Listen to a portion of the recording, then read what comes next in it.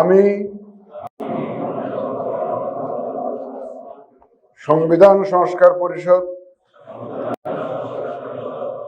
সদস্য হিসাবে সশ্রদ্ধ চিত্তে শপথ করিতেছি যে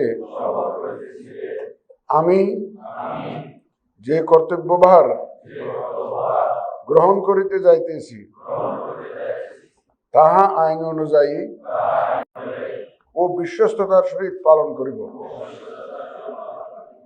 আমি বাংলাদেশের প্রতি অকৃত্রিম বিশ্বাস ও আনুগত্য পোষণ করিব এবং পরিষদ সদস্য রূপে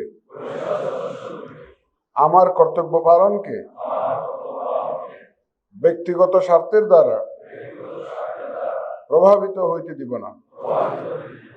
ধন্যবাদ।